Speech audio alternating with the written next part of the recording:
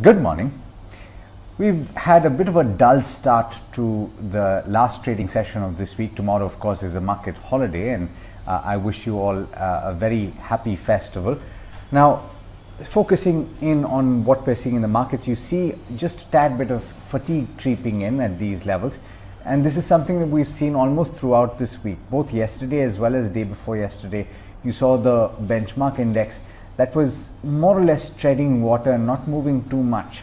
That is what you're seeing in trade today as well. In fact, you have the Nifty 50 that is trading about 0.2% in the red at above the 17,300 mark. So it's managed to hold on to that 17,300 mark in trade. The broader markets, there is some action, but towards the broadest end of the market. So you have the small cap index that's gaining about 0.5% or so, but the mid cap index is down about 0.1%. At the same time, you have the market breadth that is in favor of the advances at this stage. So the market breadth looks good. Now, one of the factors that you have to bear in mind, and this is actually something that has been pointed out by quite a few experts, is that there is rotation taking place, and at these elevated levels for the index, you'll have to see where the pockets of strength are.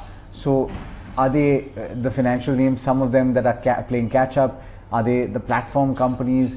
Are they something like an IEX that has been outperforming? So it's going to be a very selective sort of play going forward, and that's likely going to be the case for a little while until you see another breakout. Now, among the sectors that you have to bear in mind, you have the Nifty Bank that's down about 0.2%, though among the banking pack, of course, UCO Bank stands out. It's not part of the Nifty Bank, but at the same time, it's gained significantly after the RBI has taken it out after of the prompt corrective action framework that frees up the bank to conduct quite a lot of business activity that was restricted earlier. Auto is under pressure. It's still in the green, but it's gaining about 0.1% or so. You have FMCG that's up about 0.2%, IT that's down about 0.33%, metal that's just about 0.2% higher, pharma that's down about 0.4%, realty, which has been a shining star over the last couple of weeks, which is down about 0.8% as well. So broadly, if you talk about it, and I will also tell you about the Nifty 50 movers, and broadly, if you talk about it, it's not really a lot going on. It's more or less going to be treading water for a little while longer. Among the gainers on the Nifty 50, you have the likes of ONGC, Tata Motors, IOC, Nestle, Britannia, Coal India. Not really a trend that I can tell you about. And among the losers, you have SBI Life that's losing about 3.8%. Apparently, a large investor is going to be selling some stake.